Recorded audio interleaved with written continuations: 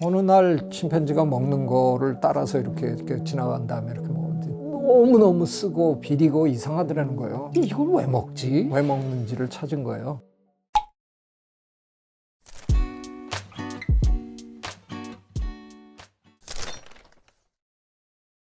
제 아내는 평생 커피를 그냥 달고 사는 사람인데 한동안 커피 맛을 모르겠다라고 그러더라고요. 몇몇 분들한테 들은 얘기로는 옛날에 먹었던 그 맛을 기억하면서 자꾸 먹으라고, 그러면 훨씬 빨리 돌아온다라고 하더래요. 그러니까 만약에 코로나 후유증으로 미각이 사라지신 분이 단팥죽을 먹는다. 그럼 단팥죽을 먹으면서 예전에 먹었던 그 단팥죽 맛을 기억해내고 누구랑 같이 먹으면서 했었던 그때 기분을 이렇게 되살리면서 하면 훨씬 빨리 돌아온다. 저는 굉장히 흥미로운 진단이라고 생각했어요. 물론 미각이라는 건 우리가 갖고 있는 기본적인 오감의 하나이긴 하지만 그거를 우리가 언어로 표현을 자꾸 하잖아요. 감칠맛이 있다더니 뭐 어떻다니 이렇게 표현을 하다 보면 저절로 표현과 그 맛이, 그리고 기억과 뭐 추억과 이런 것들이 다 한데 얽혀서 뭔가 내가 생각하는 맛이라는 거를 형성하고 있겠죠. 그러다 보니까 사실 우리가 생각하는 맛이라는 것도 학습에 의해서 만들어진 건지도 모르겠구나. 물론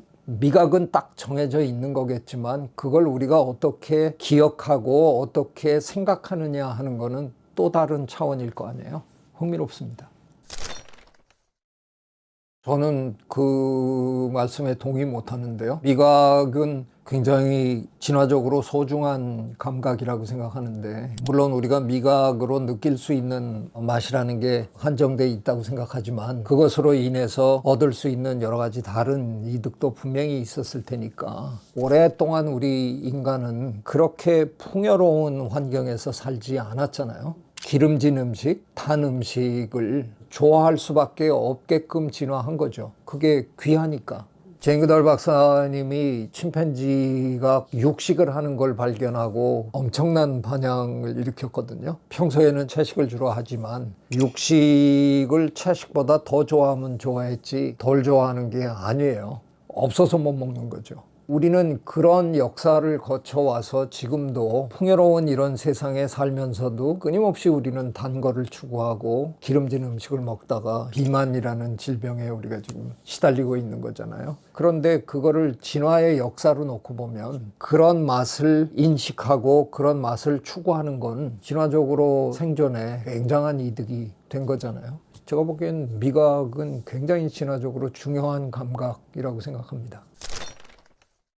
강화된 면은 분명히 있죠. 왜냐하면 요리를 하기 전에 생고기로 먹을 때, 또 생채소로 먹을 때는 드러나지 않던 맛이 요리를 하면서 드러난 경우가 굉장히 많잖아요. 그 옛날 요리를 하기 이전의 인류에 비하면 훨씬 더 풍요로운 맛의 향연을 즐기고 사는 거죠. 맛의 다양함만 준 게 아니라 실제로 영양분 차원에서도 우리에게 굉장한 도움이 된 거라서 요리는 우리 인간의 진화에서 굉장히 중요한 역할을 한 사건이죠. 글쎄요, 그 포유류가 돼서 이런 걸 다 먹어보고 음식평을 하고, 다른 포유들이 뭐 그렇게 먹방을 하는 게 아니라서 우리가 잘 모르지만, 흔히 이제 쓴맛이나 매운맛이나 이런 거는 다른 동물들의 경우에는 별로 선호하는 맛이 아니다라고 얘기는 하지만, 리처드 랭엄이라는 영국 교수가 있는데요. 그 양반이 처음 이제 발견한 건데, 침팬지들이 이렇게 좋아하는 그런 이파리라든가 열매 이런 거를 영장류 연구하는 사람들은 대체로 자기도 먹어보거든요. 저도 인도네시아 정글에서 우리 자바 긴팔 원숭이들이 저 위에서 먹다가 흘려요. 아니면 집어 던지거나 떨어뜨리고 그런 거 주워서 먹어봤어요. 뭐 이런 것들을 먹는 게 너무 당연한데, 어느 날 침팬지가 먹는 거를 따라서 이렇게 지나간 다음에 이렇게 먹었는데 너무너무 쓰고 비리고 이상하더라는 거예요. 그래서 이걸 왜 먹지? 그런데 어느 날 왜 먹는지를 찾은 거예요. 침팬지가 아프면 먹는 식물이 따로 있어요.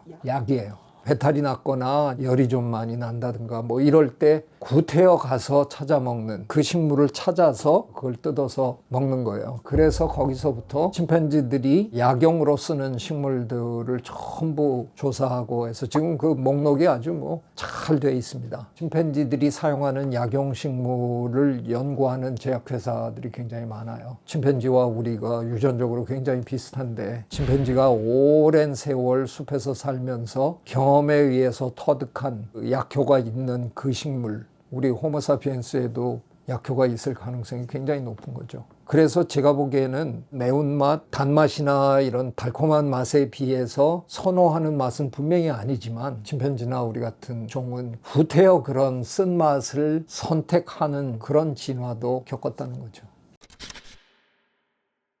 시각, 청각, 촉각, 미각, 후각, 이렇게 5개를 우리가 흔히 얘기하는 거 아니에요? 진화의 역사를 거치면서 많은 게 달라질 수밖에 없는 거죠. 아마 그 중에서 우리에게 제일 중요한 건 시각과 청각일 텐데, 옛날에 비하면 후각은 내 생각에 많이 퇴화한 것 같아요. 우리가 처음 아프리카 초원으로 침팬지의 조상과 공통조상이었다가 훗날 침팬지가 되는 부류의 공통조상은 숲속에 남고, 인간이 되는 침팬지 인간 공통조상 무리는 권력의 구도에서 밀려났던 것 같은데, 그 좋은 열매가 많고 한 거기를 버리고 나올 이유가 없는 거잖아요. 거의 뭐 확실하게 밀려난 거라고 생각하는데, 그때 우리 조상은 침팬지가 되는 조상에 비해서 힘이 없었던 거고, 그래서 초원으로 밀려났을 때 처음에 그 초원에서의 삶은 참으로 험악했을 거 아니에요. 먹을 것도 많지 않지, 사자들 뭐 하이에나들 들끓고 있는데 거기서 아이를 낳아서 길러야 되는데, 밤에 잠을 자도 이게 자는 게 아니잖아요. 언제든 그런 맹수가 덮칠 수 있으니까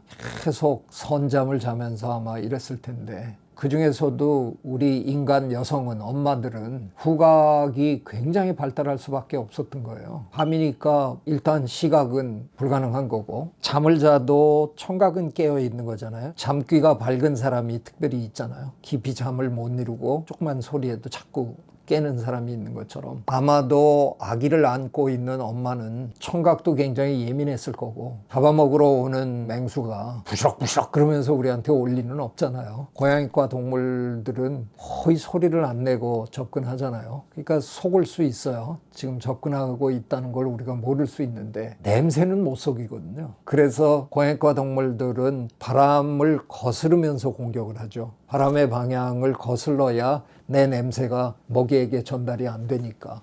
우리 인간 엄마들은 아프리카 초원에 살던 시절에는 그 냄새로 내 아이를 지켰을 거예요. 여성들은 후각이 남성에 비해서 예민한 걸 보면 그때 진화한 습성이 지금도 남아 있는 거죠. 제가 중고등학교 다닐 때만 해도 발꼬락내라는 표현을 굉장히 많이 쓰고 듣고 살았어요. 신발 벗자마자 부엌에 계시는 엄마가 발 씻어라 그러는 거예요. 내 발꼬락내가 유혹까지 벌써 전달이 된 거예요. 근데 지금은 아마 그때에 비하면 훨씬 많이 퇴화했을 거예요. 모든 여성들이 다 냄새를 잘 맡는 건 아니잖아요. 청각도 아마 옛날에 비하면 훨씬 줄어들지 않았을까, 그런 생각이 듭니다. 시각은 어떤 형태로 우리가 측정할 수 있을까? 시력이 안 좋다는 것과 시각 자체가 줄어드는 것과는 별개의 문제잖아요. 현대인은 거의 모두 시력은 안 좋죠. 과연 시각, 그 감각 자체가 줄어들었을까? 그건 잘 모르겠어요. 인간만큼 예민한 시각을 가진 동물은 없습니다.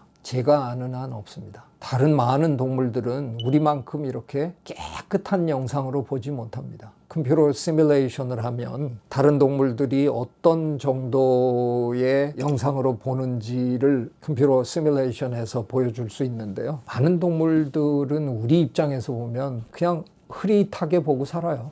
그래서 어떻게 보면 인간은 시각에 가장 많이 의존하는 것처럼 보이죠.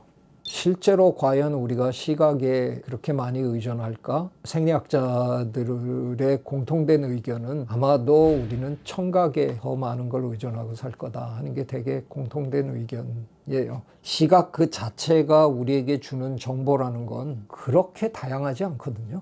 물론 상대의 표정을 읽어야 되니까 안 보고 상대와 교감을 갖는 거가 굉장히 힘들잖아요. 얼굴 표정을 읽으면서 우리가 서로 관계 맺음을 하는데, 그런 정도를 빼고는 시각이라는 건 어떻게 보면 이진법이에요. 있느냐 없느냐, 보이느냐 안 보이느냐. 청각은 소리의 크기, 성질, 빠르기 뭐 이런 여러 가지가 복합적으로 우리에게 들리는 거잖아요. 그러니까 어떤 소리를 들었을 때 느끼는 감정 변화 이런 게 굉장히 다를 수 있죠. 무서운 영화, 괴기 영화를 봐도 요즘 괴기 영화들은 주로 이렇게 시각적으로 갑자기 그냥 누가 갑자기 팍 나타나서 하게 만들지만, 그거보다 사실은 소리로 무섭게 만드는 게 훨씬 더 무섭잖아요. 음악이 거의 나타날 것 같아. 그때가 진짜 무섭잖아요. 방점은 시각 자극이 우리를 터뜨리겠지만 거기에 이르기까지의 감정 변화 이러는 건 소리만큼 풍부하게 우리를 그런 곳으로 이끄는 자극이 없잖아요. 아마도 우리는 여전히 청각에 굉장히 의존하는 동물일 거다.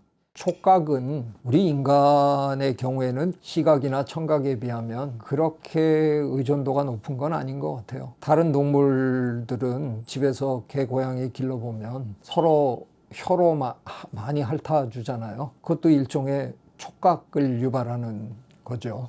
여기에 약간 중간 영역이 있어요. 우리는 어떻게 보면 그걸 촉각이라고 생각할 수도 있는데, 진동을 이렇게 느낀다 이럴 때 손을 이렇게 대보면 이게 흔들리는 걸 느끼잖아요. 근데 많은 동물들은, 특히 곤충들은 진동을 듣거든요. 다리에 귀가 있어요. 진동을 이 청각으로 듣는 거죠. 듣다 하는 표현이 소리를 듣는다 이렇게도 표현하지만, 빗방울이 지붕에 듣는 소리가 들린다 뭐 이렇게 하잖아요. 왜 우리말에는 이게 똑같을까? 흥미롭다고 생각해요. 물체가 흔들리는 이 진동이 동물 사회에서는 굉장히 중요합니다. 개미나 뭐 메뚜기나 이런 많은 동물들은 우리처럼 이런 귀를 갖고 있는 게 아니라 진동을 감지하는 귀를 갖고 있어요. 그러니까 진동이 그들에게는 청각인 거죠.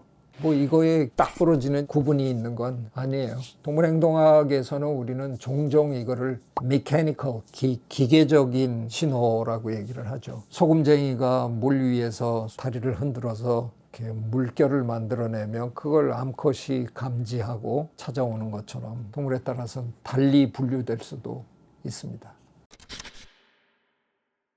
일단 제 생각에 두 가지 설명이 가능한데요. 열성이라고 해서 열성이 완벽하게 없어지기는 굉장히 힘들어요. 그러니까 만약에 큰 A가, 대문자 A가 우성이고 소문자 A가 열성이다 그러면 큰 A가 완전 우성인 경우도 있고 작은 A에서 완전 열성인 경우도 있지만, 완전 열성인 경우에는 잘못하면 도태되지만 큰 A, 작은 A로 돼 있는 그런 조합일 때는 우성의 형질을 나타내기 때문에 열성인자를 갖고 있어도 이게 표현형으로 드러나지 않기 때문에 그것까지 색출해서 골라낸다는 건 거의 불가능한 일이거든요. 정록생맹인 분들도 사는데 불편함이 있겠지만, 정록생맹이라고 해서 지금 우리가 살고 있는 이 환경에서 불편한 거지, 과연 옛날 숲에서 살던 시절에도 완벽하게 불편했을까? 완벽하게 불리한 걸까? 저는 그건 한번 생각해 볼 필요가 있다고 생각해요. 그러니까 우리 인간도 기본적으로 유인원이니까 열매를 먹고 사는 동물이란 말이에요. 그러다 보면 잘 익은 열매가 대체로 붉은색을 띠게 된다 그러면 초록색 이파리를 배경으로 붉은색이 도드라지는, 근데 그런 상황에서 정록생맹인 사람은 아무래도 불리했겠죠.